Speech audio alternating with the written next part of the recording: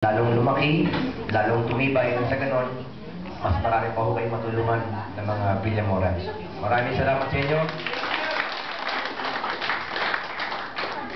Na hindi ko po nadala yung listahan nung anyway, sa ating Pangulo na hindi po nag-prepare ng speech pero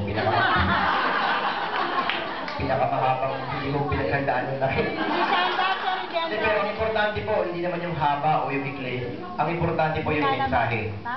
Nandun po yung mensahe na humihingi siya ng unity sa inyong lahat. Humihingi siya ng suporta.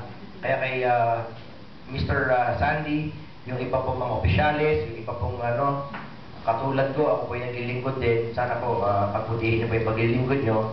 Nang sa ganon, makaulit. Maraming salamat. Mabuhay kayong lahat. Ako po'y lilisan na. Maraming salamat. Ayan, pag sinawakan ko yung mic, ayoko rin bitawan. Tayo naman kami, walang kiss. Magandang gabi, mabuhay kayong lahat. Thank you, sir.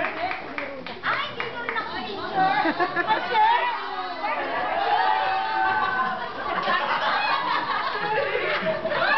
Agad ka naka-video. Thank